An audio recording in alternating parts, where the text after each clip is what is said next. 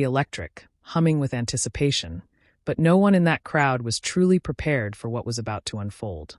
Somewhere between the pulsing lights and the endless sea of raised phones, a moment was brewing, one that would ripple far beyond the sands of Coachella and into the very heartbeat of global music culture. It started with a whisper of a beat. Then the screen lit up, and suddenly Justin Bieber stepped onto the stage. The crowd erupted. From the very first note, it was clear this wasn't just another festival set. This was a statement. Dressed in a minimalist fit that somehow still screamed superstar, Bieber commanded the stage with a calm intensity.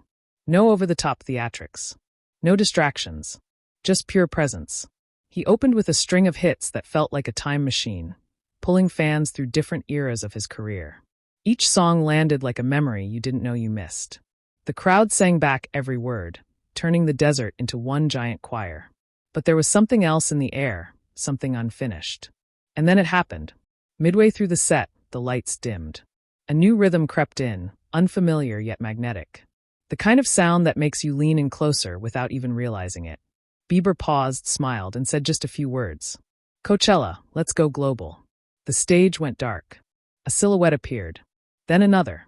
And just like that, the night cracked open. First, it was Tems emerging like a storm wrapped in velvet. Her voice floated into the night, smooth yet powerful, instantly shifting the energy of the entire crowd.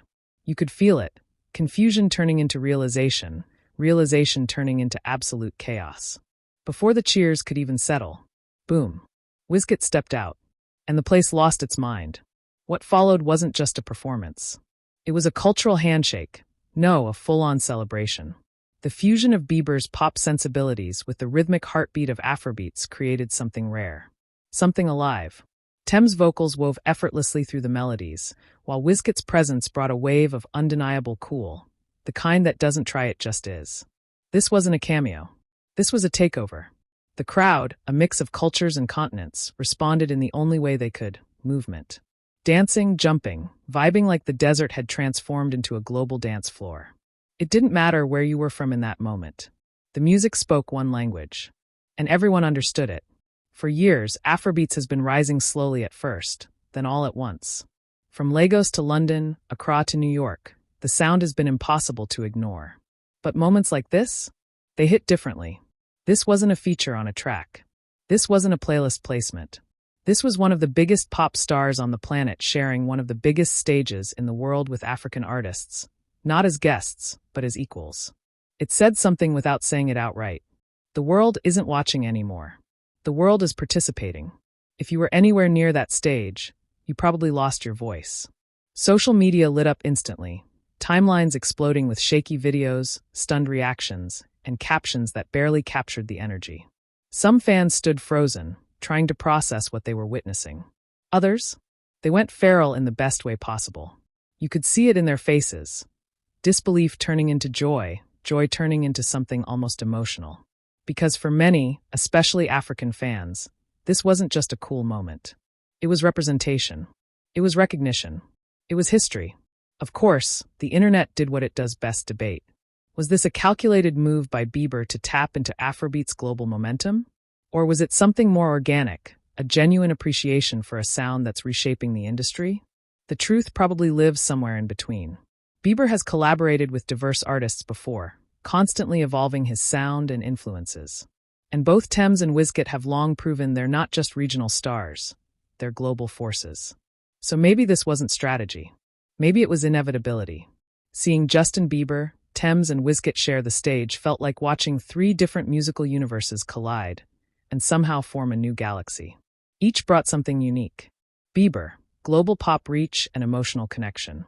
Tems, soulful depth and ethereal power.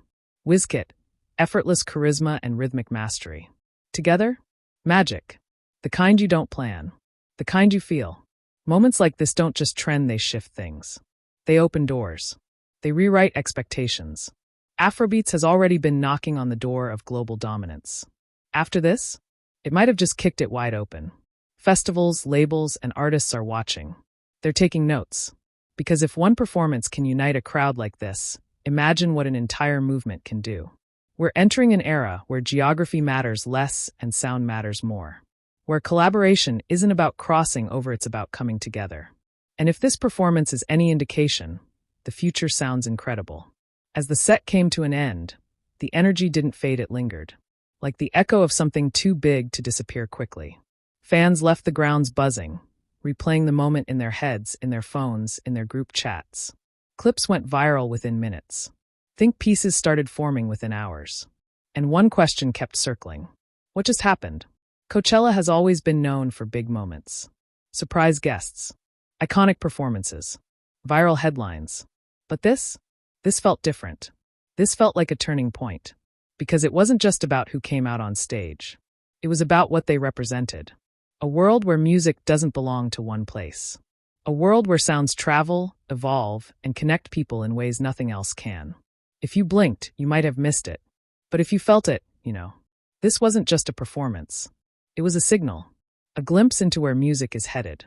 And if Justin Bieber, Tems, and Wizkid just gave us a preview, then the global takeover? It's only getting started.